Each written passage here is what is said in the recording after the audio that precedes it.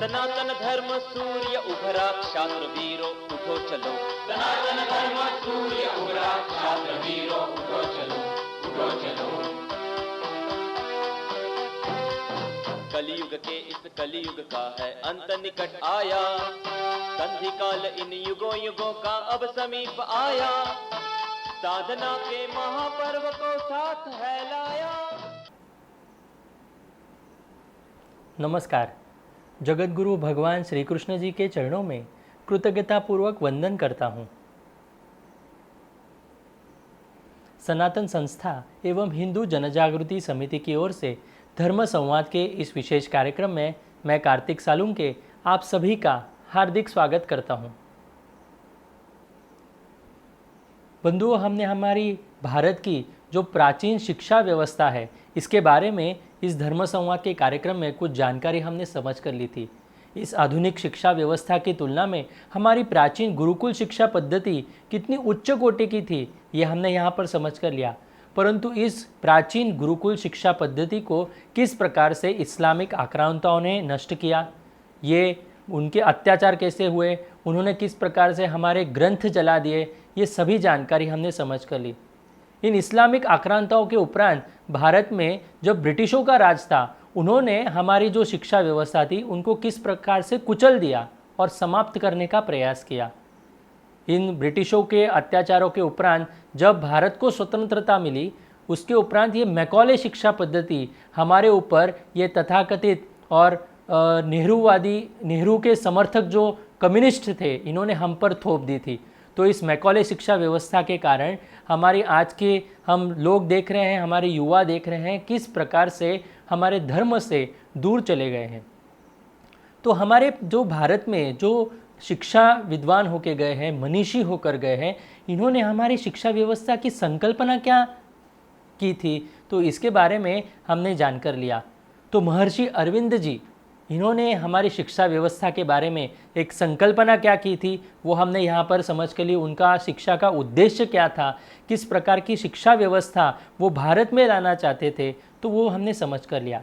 आज के इस धर्म संवाद में भी हमारे जो भारत में जो मनीषी होकर गए हैं, शिक्षा विद्वत होकर गए हैं, इन्होंने शिक्षा के बारे में किस प्रकार से अपनी संकल्पना रखी है, ये आज के धर्म संवाद के कार्यक्रम में हम समझ कर लेने वाले हैं। आज हमारे साथ हिंदू जनजागृति समिति के राष्ट्रीय मार्गदर्शक सद्गुरु डॉक्टर चारुदत्त पिंगले जी यहाँ पर उपस्थित हैं। नमस्कार सद्गुरु डॉक्टर पिंगले जी। नमस्कार कार्तिक जी। सद्गुरु डॉक्टर पिंगले जी, जिस प्रकार से आपने महर्षि अरविंद जी ने शिक्षा को दर्शन के रूप में व्यक्त किया है, तो उसी प्रकार स्वामी विवेकानंद जी ने भी शिक्षा के विषय में अनमोल मार्गदर्शन भी किया है। तो कृपया इसके बारे में भी आप हमारे दर्शकों को बताएं।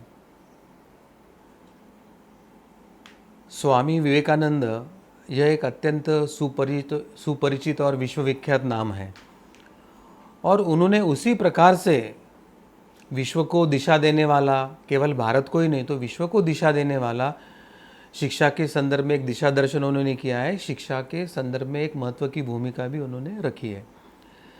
देश की उन्नति, चाहे फिर वह आर्थिक हो या आध्यात्मिक, उन सभी आयामों में स्वामी विवेकानंद जी शिक्षा की जो भूमिका है उसको ही केंद्रीय भूमिका मानते थे। अब भारत और पश्चिम के बीच में जो एक भौतिक अंतर दिखाई देता है, तो इस भौतिक अंतर के संदर्भ में वे कहते हैं कि वहाँ केवल शिक्षा शिक्षा शिक्षा, यूरोप के नगरों में घूम घूम कर और वहाँ के गरीबों में भी जो एक भौतिकता का एक साधन सुविधा दिख रही है, तो वे कहते हैं कि विद्या को देखकर ही, विद्या के कारण ही, शिक्षा के कारण ही उनमें यह बदलाव आया है। और फिर वे कहते कि हमारे देश के गरीबों की याद आती और मैं दुख लगता था और मैं आंसू बहाता था।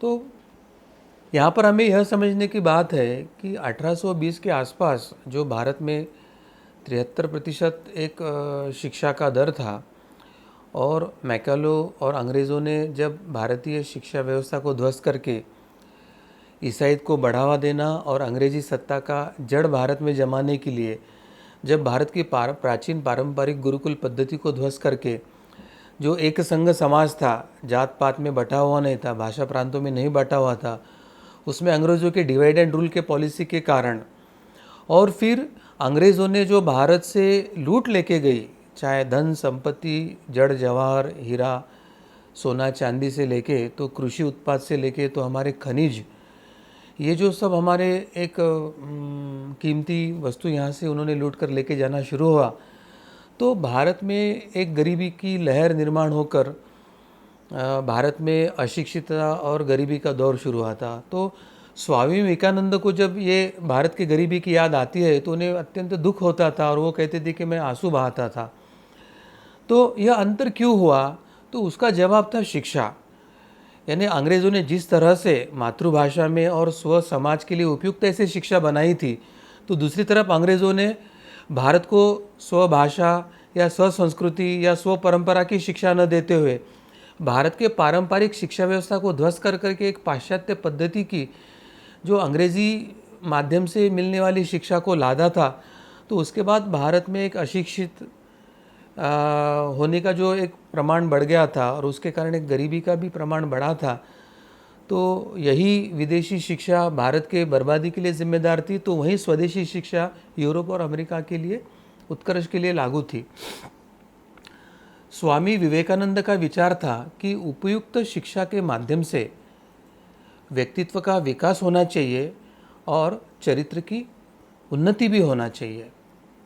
सन 1900 में जब वे लॉस एंजलिस में थे या कैलिफोर्निया में गए थे, तो उसमें दिए गए व्याख्यानों में स्वामी जी यह एक बात सामने बार बार रख रहे थे कि हमारी सभी प्रकार की शिक्षाओं का उद्देश्य यह केवल मनुष्य को इस व्यक्तित्व के निर्माण हेतु ही होना चाहिए। परंतु इसके विपरीत वर्तमान शिक्षा पद्धति में हम केवल बाहर से किसी के व्यक्तिमत्व को पॉलिश करने का ही प्रयास कर रहे हैं। तो यहाँ पे यूरोप अमेरिका में घूमते समय विवेकानंद ने एक बात पर बड़ा प्रहार करते हुए कहा कि शिक्षा का मूल उद्देश्य व्यक्ति का व्यक्तित्व निर्माण होना चाहिए और व्यक्तित्व ऐसा कि जो समाज, राष्ट्र या मानव या प्राणी मात्र के लिए पूरक होना चाहिए। परंतु वर्तमान शिक्षा जो व्यवस्था है वो केवल बाहरी पॉलिश करके व्यक्तिमत्व को चमका तो रही है। तो बाहर से देखा हुआ करके हम बहुत अच्छे good manners, good morning, good evening ऐसे बोलकर एक एटिकेट्स और मैनर की तो बात कर रही है, मगर उनके मन में जो एक काले गोरे जैसा भेद है या वंश भेद है या जो एक गुलामी की प्रथा उस समय अमेरिका में प्रचलित थी या अंग्रेज़ों ने भारत में आके जिस प्रकार से कॉलोनाइजेशन करके या विश्व के अनेक देशों में उन्होंने गुलाम बना के रखा था, तो बाह्य देखावा तो अच्छा था मगर अंदर मन में जो एक साम्राज्यवादी मनोवृत्ति थी, एक लूट की मनोवृत्ति थी, काले गोरे के भेद करने वाले वंशवाद की जो मनोवृत्ति थी, तो उसका अप्रत्यक्ष स्वामी विवेकानंद जी इसके माध्यम से निषेध कर रहे थे, ये हमें ध्यान में आता है। वे कहते हैं कि शिक्षा के माध्यम से अगर किसी व्यक्ति के अंदर कोई व्यक्तित्व का निर्माण नहीं हो रहा, यानी भीतर कुछ सार न हो व्यक्तित्व के, तो बाहरी रंग चढ़ाने से क्या लाभ? यानी बाहरी पॉलिश करके जैसे जूता चमकाया जाता है और अंदर से वो पुराना होता है, फटा होता है, तो उस तरह से अंदर का व्यक्तिमत्व ही नहीं है और बाहर से उसको रंग चढ़ाने का प्रयास कर रहे हैं, तो इसका कोई लाभ नहीं मनुष्यत्व के लिए, वह बता रहे हैं। और शिक्षा का लक्ष्य अथवा उद्देश्य तो मनुष्य का विकास ही है, यह वो बार बार वहाँ पर दोहरा रहे थे। स्वामी विवेकानंद ने कहा था कि जिस शिक्षा से हम अपना जीवन निर्माण कर सके, हम पहले मनुष्य बन सके, हम चरित्र गठन कर सके और आपसी विचारों का सामंजस्य कर सके, ऐसे ही शिक्षा को वास्तविक में शिक्षा कहने योग्य है, ऐसे वे बार बार बता रहे थे। यानी जिसमें चरित्र नहीं है, जिसमें मनुष्य नहीं पशुता निर्माण हो रही है, जिसमें परस्पर विचारों का सामंजस्य नहीं है, तो ऐसी जो पीढ़ी निर्माण हो रही है उसे जो मिल रही है उसे हम शिक्षा नहीं कह सकते हैं, ऐसे उन्होंने स्पष्ट किया था। मानव निर्माण को शिक्षा का मूल उद्देश्य मानने वाले जो स्वामी विवेकानंद का जो एक शैक्षणिक दर्शन था, वो परंपरागत और आधुनिक शिक्षा प्रणाली का एक अद्भुत समन्वय को लेकर था। स्वामी विवेकानंद जी का शैक्षिक दर्शन आज भी अत्यंत प्रासंगिक है, यह हमें समझकर लेने की आवश्यकता है। विवेकानंद जी का कहना है कि शिक्षा जो है वो मातृभाषा के माध्यम से ही देनी चाहिए और ऐसी ही शिक्षा प्रणाली हमने स्वीकारना चाहिए जिसमें शिक्षा मातृभाषा के माध्यम से मिली हो। भौतिकता और पश्चिमी अंधानुकरण के कारण भारत में जो अंग्रेजी भाषा की शिक्षा थोपने की प्रक्रिया हो रही थी तो वो कहते हैं कि भौतिकता तथा पश्चिमी अंधानुकरण के कारण मातृभाषा की अवहेलना कर अंग्रेजी का बालमन पर थोपा जाना, इसको वे शिक्षा बिल्कुल नहीं मानते हैं। मातृभाषा का घर परिवार और समाज में अधिकतम प्रयोग किया जाता है। ऐसे में स्वाभाविक है कि किसी विदेशी भाषा को रटने की बजाय मातृभाषा के माध्यम से ही बालक दीर्घकालीन और अधिकतम ज्ञान प्राप्त कर सकता है, ऐसे वे कहते थे। और ऐसा तो आधुनिक विज्ञान ने जो कुछ अनुसंधान किया है, शोध किया है, उससे यह वैज्ञानिक तथ्यों पर भी स्पष्ट हुआ है कि मातृभाषा में जो शिक्षा ग्रहण कर रहे हैं ऐसे विद्यार्थियों की शिक्षा का स्तर, ज्ञान का स्तर एक अधिक प्रबल और मैच्योरिटी युक्त होता है। बालक मातृभाषा के माध्यम से ही रचनात्मक और कलात्मक विचारों का प्रसार समाज में कर सकता है, क्योंकि उसके विचारों की अभिव्यक्ति उसके मातृभाषा में ही अधिक होती है। रटी रटाई भाषा में और उसकी वोकैबुलरी या शब्द भंडारों की कमी के कारण या थोपे जाने के कारण आवश्यकता उतनी तो भाषा सीख लेता है, मगर उसको मातृभाषा के इतना अंदर वो हृदय में जाकर वो सीखने की प्रक्रिया न होने के कारण विवेकानंद कहते हैं कि कोई रचनात्मक या कलात्मक विचार अगर प्रसार करना है और समाज मन में उसके रखना है तो बालक अपनी मातृभाषा के माध्यम से ही वो अधिक प्रभाव से कर सकता है। अब रचनात्मक विरोधी या संस्कार विरोधी या अव्यवहारिक ये जो मैकलोवादी शिक्षा व्यवस्था है, उससे स्वामी विवेकानंद अत्यंत असंतुष्ट थे, क्योंकि उनकी दृष्टि में यह जो मैकलो प्रणीत अंग्रेजी माध्यम की जो शिक्षा थी वो भारत के नागरिकों के लिए ना तो व्यवहारिक थी और ना तो उपयोगी थी। अंग्रेजी शिक्षा का वास्तविक उद्देश्य भारत अथवा भारतीयों का हित करना तो था ही नहीं, बल्कि भारत पर अंग्रेजी शासनों को स्थायी रखने के लिए भारतीय नागरिकों में से ही कुछ क्लार्क या बाबू खोजकर उनकी प्रशासकीय यंत्रणा को जीवित रखने का एक उनका अंग्रेज़ों का उद्देश्य था।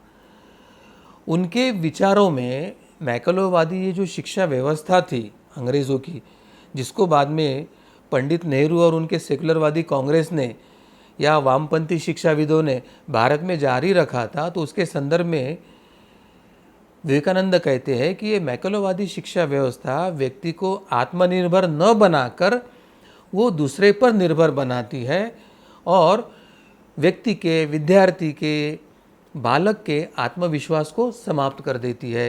तो ये जो एक सबसे बड़ा एक दोष इस मैकलोप्रणीत शिक्षा व्यवस्था का जो विवेकानंद जी ने बताया है, वो भारत की कोई सेकुलर पॉलिटिकल पार्टी या कम्युनिस्ट प्रभाव से जो प्रधानमंत्री और राजनेता हुए हैं, उन्होंने कभी इसको समझकर भारत में पारंपरिक शिक्षा व्यवस्था स्थापित करने का कोई प्रयास नहीं किया।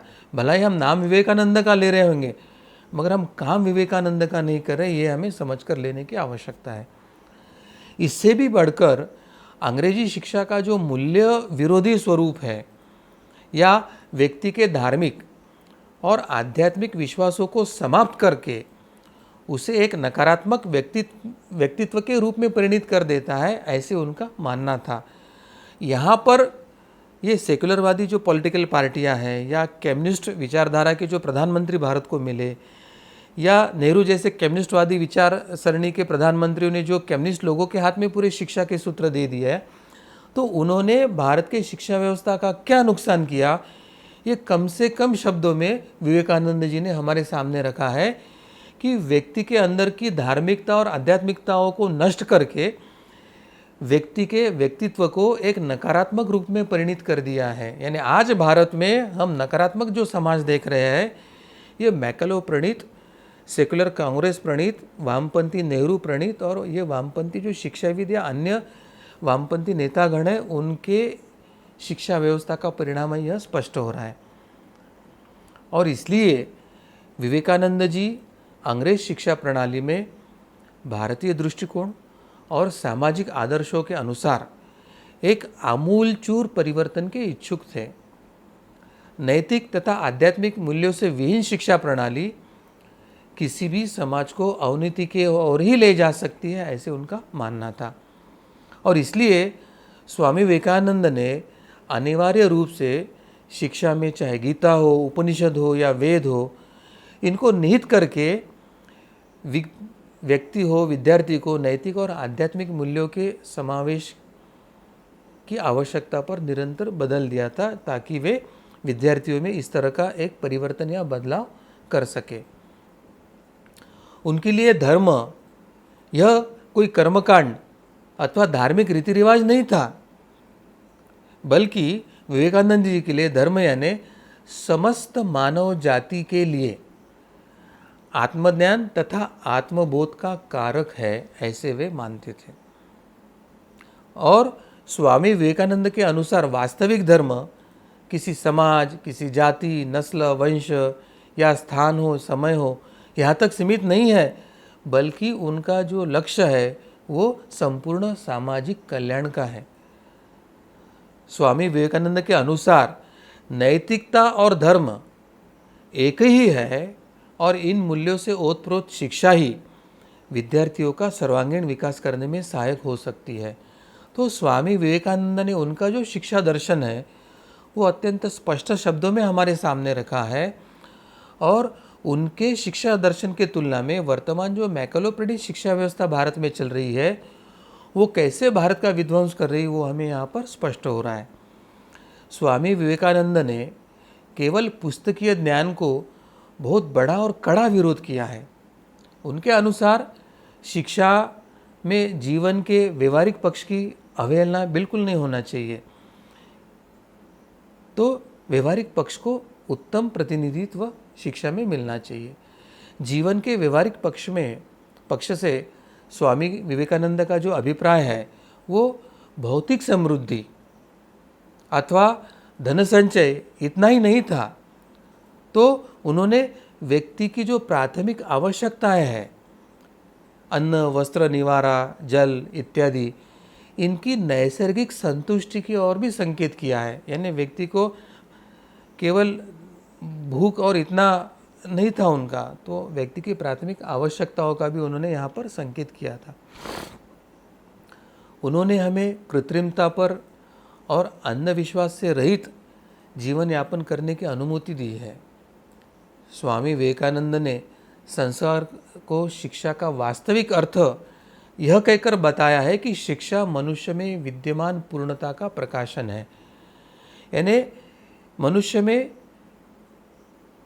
अव्यक्त पूर्णता अंदर है और शिक्षा के माध्यम से उस अव्यक्त पूर्णता को पूर्णता प्रकट करके उसका जो प्रकाशन करने की जो प्रक्रिया है उसे उन्होंने शिक्षा कहा है। उन्होंने एकाग्रता को ज्ञान प्राप्ति का साधन माना है। यानी अगर शिक्षा लेनी है, ज्ञान लेना है, तो मनुष्य में एकाग्रता की साध्य होनी चाहिए, एकाग्रता निर्माण होनी चाहिए। और इस एकाग्रता के लिए नैतिकता, आध्यात्मिकता और धर्म, यह सभी बातों की अत्यंत आवश्यकता है। एकाग्रता की शक्ति का विकास करने के लिए उन्होंने ब्रह्मचर्य की भी आवश्यकता कही है।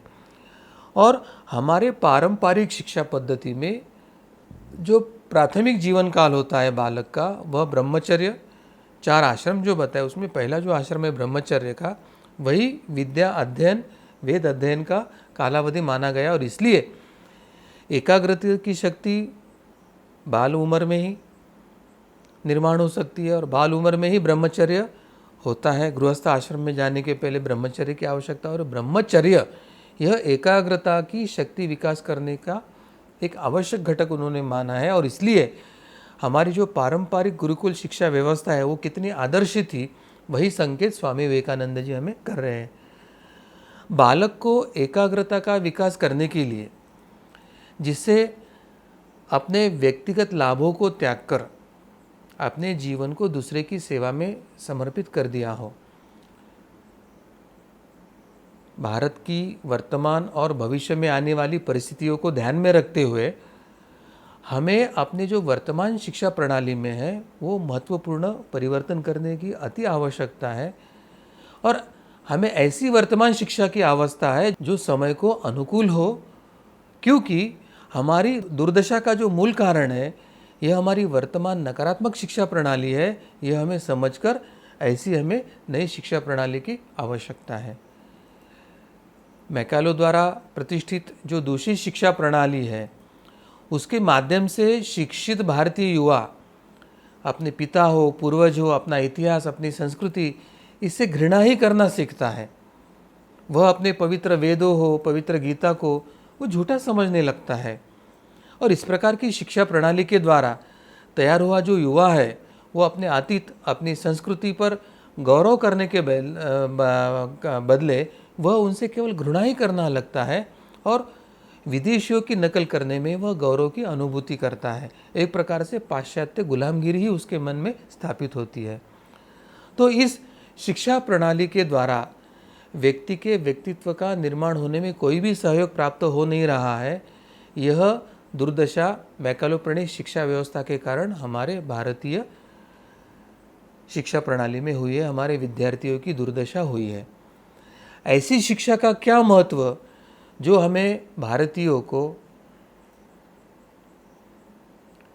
ऐसी शिक्षा का क्या महत्व जो हम भारतीयों को सदैव परतंत्रता का, दास्यता का ही मार्ग दिखाती है, जो हमारे गौरव है, स्वावलंबन एवं आत्मविश्वास है उसकी क्षरण करती है, रक्षण नहीं करती। तो इस प्रकार स्वामी विवेकानंद जी ने योगी अरविंद जी के ही समकक्ष और अधिक सुस्पष्टता से भारतीय शिक्षा कैसी होनी चाहिए इसके बारे में उन्होंने अपने विचार स्पष्टता से रखे।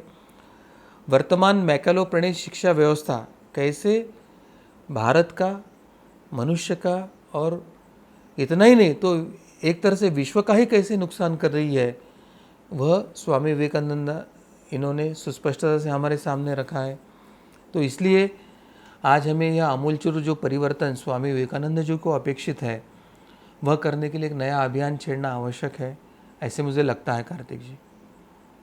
जी सद्गुरु डॉक्टर पिंगले जी, आपने यहाँ पर हमें जो स्वामी विवेकानंद जी के विचार बताए, तो इससे ये बात तो हमें सभी को ध्यान में आए कि स्वामी विवेकानंद जी का शिक्षा के बारे में क्या उनकी जानकारी वो हमें देना चाहते हैं कि ये हर एक व्यक्ति का व्यक्तित्व विकास हो, और उन्हें जो शिक्षा मिले तो उन्हें अपनी मातृभाषा में ही शिक्षा मिलनी चाहिए। इस प्रकार से उनका आग्रह भी था, और वो इस प्रकार की शिक्षा व्यवस्था यहाँ पर उनकी संकल्पना थी कि भारत देश में हमारे युवाओं को ऐसी शिक्षा व्यवस्था मिलनी चाहिए, ऐसे स्वामी जी को लगता था। तो इसी शिक्षा व्यवस्था यदि हमें मिलती है तो हमारा उत्कर्ष भी होगा, और इसके साथ हम राष्ट्र का अच्छे से निर्माण भी कर सकते हैं। तो ये उनकी शिक्षा के बारे में विचारधारा थी। तो मैं अगला प्रश्न सद्गुरु डॉक्टर पिंगले जी आपसे पूछना चाहता हूँ, स्वामी विवेकानंद जी ने शिक्षा के उद्देश्य के संदर्भ में भी क्या कहा है, ये भी आप हमारे दर्शकों को बताएं। कार्तिक जी, स्वामी विवेकानंद जी ने शिक्षा के उद्देश्यों के बारे में क्या बताया वह भी हम समझ लेंगे। स्वामी विवेकानंद कहते थे कि शिक्षा का मूल उद्देश्य तो मनुष्य के अंदर जो व्याप्त सुप्त जो शक्तियाँ हैं उनका प्रगटीकरण है। यानी मनुष्य के अंदर कुछ दिव्य और सुप्त शक्तियाँ होती हैं, और शिक्षा ऐसी हो कि उसके अंदर की ये सुप्त और दिव्य शक्तियों को जागृत करे, प्रकट करे, और उसका व्यक्तिमत्व पूर्णता से विकसित हो, यह उनकी अपेक्षा थी।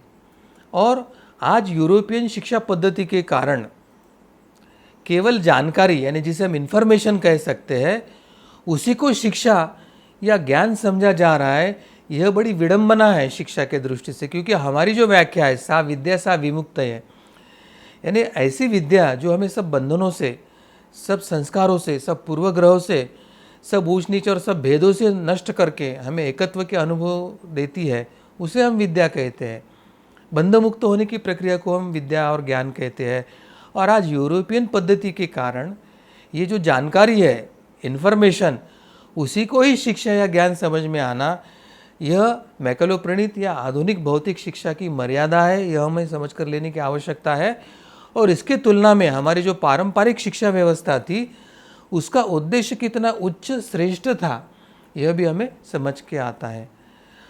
अध्यापन, यानी अध्यापन को आज क्या कि जो इन्फॉर्मेशन है, जो जानकारी है, वो विद्यार्थियों के मन में ठूस ठूस कर भरना, यानी इसको सिखाना, यानी अध्यापन, ऐसा आज समाज में शिक्षा के नाम पर एक प्रचलित हो रहा है।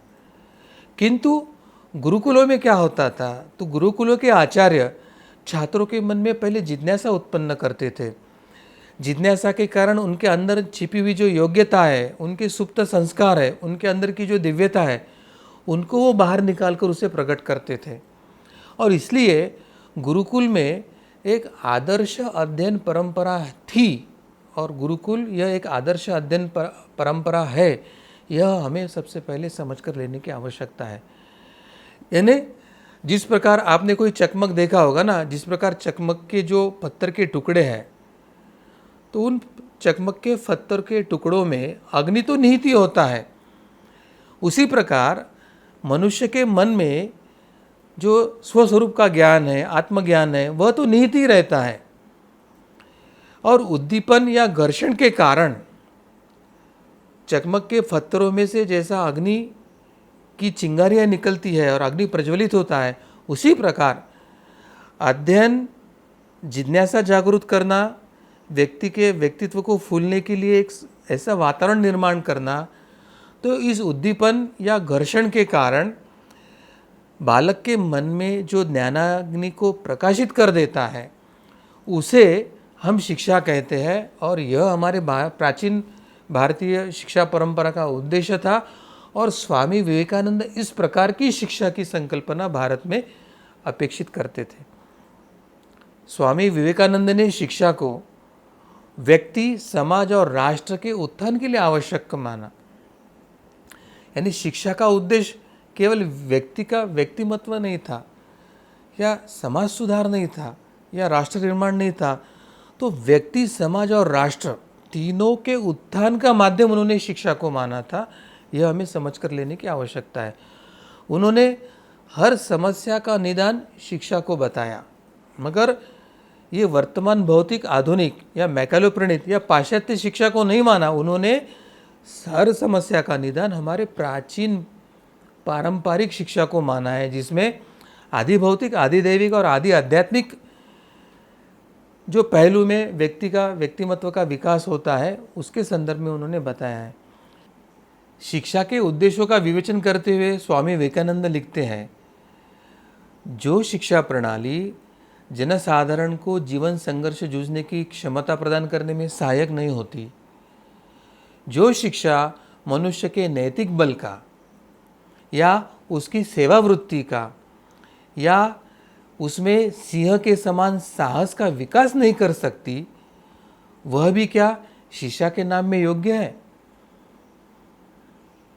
तो स्वामी विवेकानंद ने जो शिक्षा के अन्य महत्वपूर्ण उद्देश्य बताए, वह भी हम समझ कर लेंगे। सबसे पहला जो उद्देश्य उन्होंने बताया कि अंतर्निहित पूर्णता की अभिव्यक्ति, यानी शिक्षा का जो महत्वपूर्ण उद्देश्य है, मानव में जो निहित पूर्णता का विकास करना है। वेदांत दर्शन के अनुसार प्रत्येक बालक में अनंत ज्ञान, अनंत बल एवं अनंत व्यापकता की शक्ति विद्यमान है ही, परंतु उसे इन शक्तियों का पता नहीं। शिक्षा का उद्देश्य इन शक्तियों के बारे में छात्रों को जानकारी देना तथा प्रत्येक विद्यार्थी में अंतर्निहित शक्तियों को उत्तरोत्तर विकास करना, यह एक उन्होंने उद्देश्य बताया है। स्वामी विवेकानंद ने जो शिक्षा का दूसरा उद्देश्य बताया है, वह मानव निर्माण करना।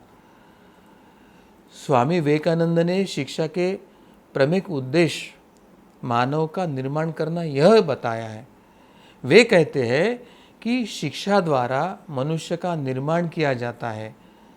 समस्त अध्ययनों का अंतिम लक्ष्य मनुष्य का या मनुष्यत्व का विकास करना है। जिस अध्ययन द्वारा मनुष्य की संकल्प शक्ति का प्रवाह संयमित होकर प्रभाव उत्पादक बन सके, उसी का नाम शिक्षा है, ऐसे वे कहते हैं। यानी इसमें वे कह रहे हैं कि वर्तमान युग में हम जन्म तो मनुष्य योनि में लेते हैं और हमें देह तो मनुष्य का मिलता है, मगर हमारे मन में इतनी विकृतियाँ है, इतनी दोष है, इतने अहंकार है, तो मनुष्य न रहकर एक पशुत्व मनुष्य में जागृत होता है। और मनुष्य से पशुत्व नष्ट करके पहले मनुष्य को मनुष्यत्व का विकास करना, यह एक शिक्षा का पहला ध्येय है, ऐसे स्वामी विवेकानंद ने हमें बताया है। तीसरी बात जो स्वामी विवेकानंद कहते हैं कि वो हमारी शारीरिक पूर्णता के संदर्भ में। विवेकानंद के अनुसार मानव तभी पूर्णता प्राप्त कर सकता है जब उसका शरीर भी स्वस्थ हो। शारीरिक दुर्बलता पूर्णता के लक्ष्य में प्राप्त करने में बड़ी बाधक तत्व है। वे युवकों को संबोधित करते हुए कहते हैं कि सबसे पहले हमारे युवकों को सबल बनाना चाहिए।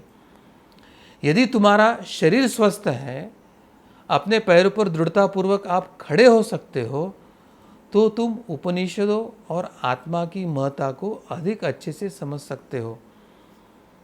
तो इस प्रकार का एक शरीर के संबंध में भी उन्होंने एक दर्शन हमारे सामने रखा है कि शरीर की सुदृढ़ता, आज भारतीय शिक्षा व्यवस्था में शारीरिक शिक्षा या शक्ति की सैनिकी शिक्षा देकर एक शारीरिक सुदृढ़ता के तरफ समाज को लेके जाने की आवश्यकता थी, मगर वर्तमान मैकलो प्रणीत जो शिक्षा व्यवस्था है, उन्होंने इसके तरफ दुर्लक्षित करके केवल एक इन्फॉर्मेशन या जानकारी को ही एक माध्यम बनाकर शिक्षा को उन्होंने प्रचलित किया है, और ये भारत की हानि कर रहा है।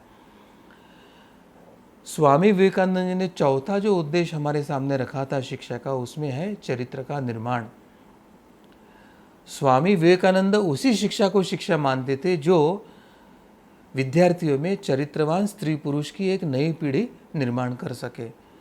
उनके अनुसार सबल राष्ट्र के निर्माण हेतु नागरिक का चारित्रवान होना आवश्यक है। यानी देह बल को सबलता उन्होंने नहीं माना है, तो चारित्रवान अधिक सबल देह के नागरिकों के समूह को उन्होंने चारित्रवान राष्ट्र का निर्माण का नींव करके बताया है।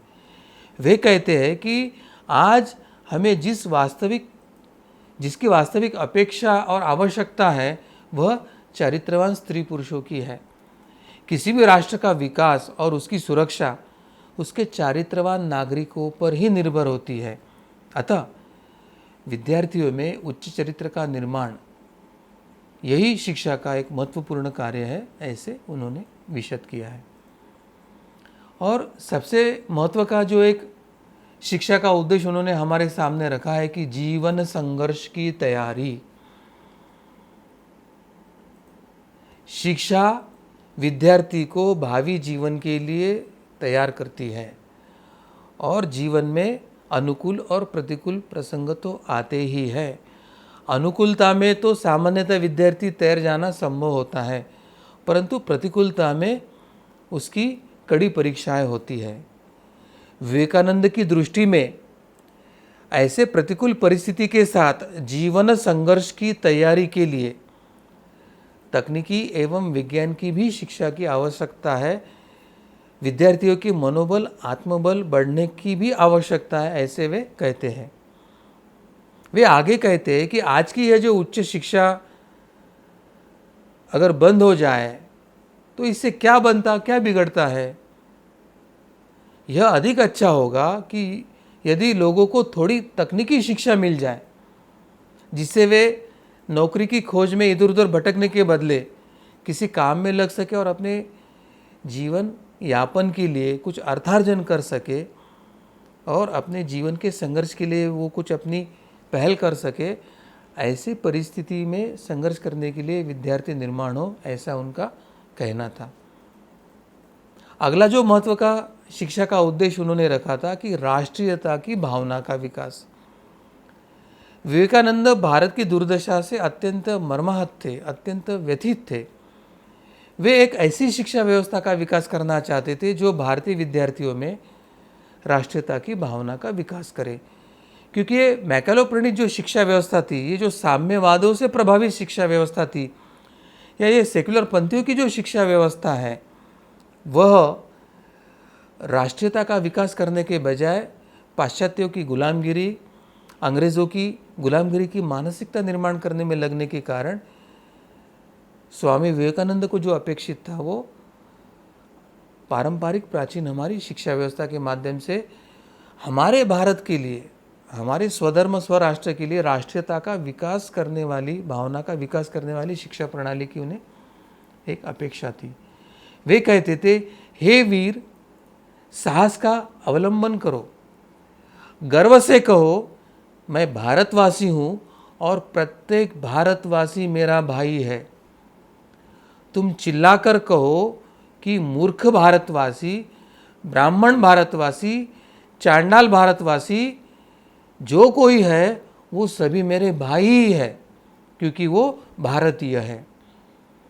भारत के दीन दुखियों के साथ एक होकर हमें गर्व से पुकार कर कहो, प्रत्येक भारतवासी मेरा भाई है, भारतवासी मेरे प्राण है, भारत के देवी देवता मेरे ईश्वर है, भारत का समाज मेरे बचपन का झूला है, जवानी की फुलवारी और बुढ़ापे की काशी है।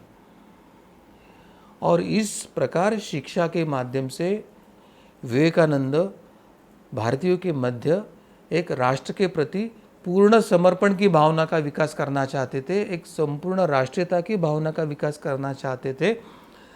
तो स्वामी विवेकानंद जी की जो दृष्टि है शिक्षा के विषय में और उन्होंने जो लक्ष्य और उद्देश्य बताए हैं, यह हमारे प्राचीन पारंपरिक भारतीय शिक्षा पद्धति से निगड़ित है, हमारी गुरुकुल परंपरा से निगड़ित है। केवल आदि भौतिक और वैज्ञानिक नहीं, तो आदि भौतिक के साथ आदि दैविक और आदि आध्यात्मिक परिक्षेत्र में मनुष्यत्व का, व्यक्तित्व का विकास करने, व्यक्ति के अंदर की सुप्त और दिव्य शक्तियों को जागृत करने की प्रक्रिया की वह एक बड़ी पहल थी। और वर्तमान जो मैकेलो प्रणीत, कैम्ब्रिज प्रणीत, सेक्युलर पॉलिटिकल पार्टियों प्रणीत जो शिक्षा व्यवस्था है, ये शिक्षा व्यवस्था हमारी प्राचीन भारतीय पारंपरिक शिक्षा व्यवस्था हो या स्वामी विवेकानंद या योगी अरविंद जी का जो शिक्षा दर्शन है, उनके जो शिक्षा के उद्देश्य है, उनके जो शिक्षा के लक्ष्य है, उसको पूर्णतः ध्वस्त करके अंग्रेज़ों की गुलामगिरी, राष्ट्रीयत्व का ह्रास, सुप्त शक्तियों को प्रगटीकरण का अवसर न देने वाली, एक परकीय भाषा के माध्यम से लादने वाली मातृभाषा रहित शिक्षा व्यवस्था, पाश्चात्य और आक्रामकों की दास्यता और गुलामी स्वीकारने वाली, आक्रांताओं का गुणगान करने वाली और स्वधर्म के बारे में, स्व संस्कृति परंपरा के बारे में हीनता का भाव निर्माण करने वाली ये जो शिक्षा व्यवस्था है, तो वर्तमान शिक्षा व्यवस्था जो मैकेलो प्रणीत शिक्षा व्यवस्था, एक लोकतांत्रिक भारत में जो कम्युनिस्ट आधारित जो शिक्षा व्यवस्था चल रही है,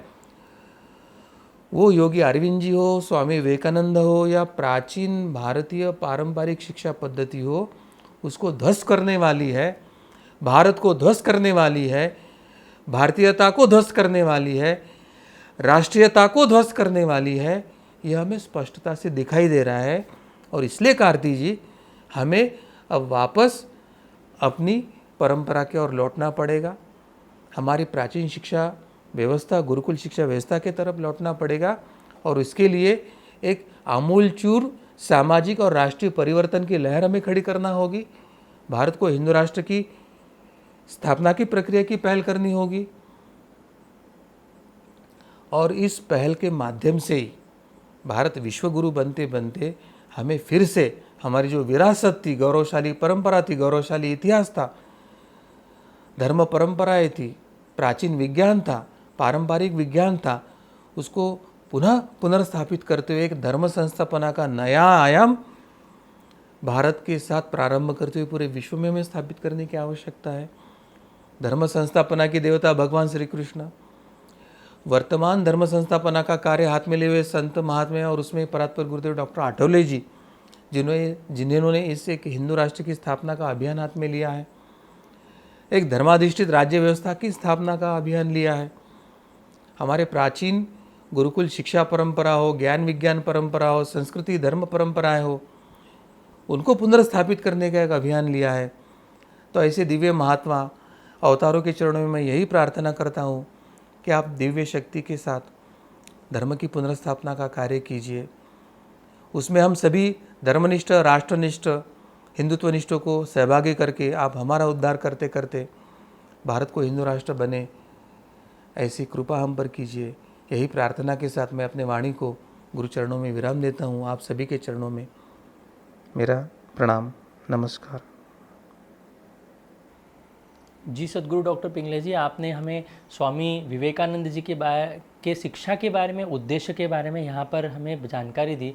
तो हम सभी को ये ध्यान में आया होगा, स्वामी जी एक अच्छे चरित्र का व्यक्ति का निर्माण हो, इस प्रकार से वो चाहते थे, और ये केवल हमारी शिक्षा व्यवस्था के कारण ही ये संभव होने वाला है, ये उन्हें पता था। तो इस प्रकार की शिक्षा व्यवस्था हम सभी को मिले, हमारे जीवन में हम सभी को संघर्ष की तैयारी हमसे हो सकती है, और ये संघर्ष की तैयारी केवल हमारी शिक्षा व्यवस्था से ही निर्माण हो सकती है। ये उन्होंने हमें यहाँ पर जानकारी दी थी।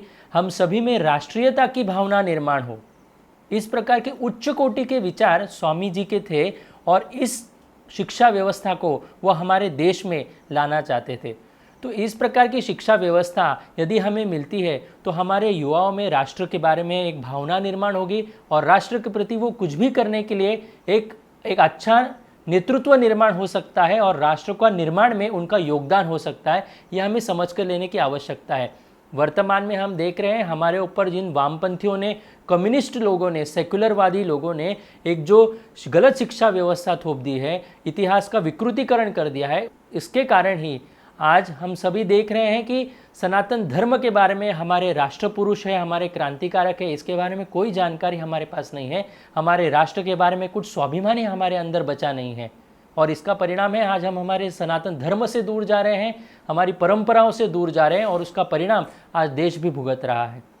तो यदि हमें ये पुनः हमारी भारतीय शिक्षा व्यवस्था को हमें स्थापित करना है, सनातन धर्म की शिक्षा व्यवस्था, गुरुकुल शिक्षा पद्धति को स्थापित करना है, तो जो हमारा ये आदर्श जो राष्ट्र पुरुष होकर गए हैं, जो शिक्षा विद्वान, जो मनीषी होकर गए हैं, योगी अरविंद जी हो, स्वामी विवेकानंद जी हो, तो इनके जो विचारधाराएं थी, इनके शिक्षा के जो उद्देश्य थे, वो हमें पुनः भारत में स्थापित करने होंगे, और इसके लिए हम सभी को एकत्रित मिलकर संगठित रूप से यह कार्य करना पड़ेगा।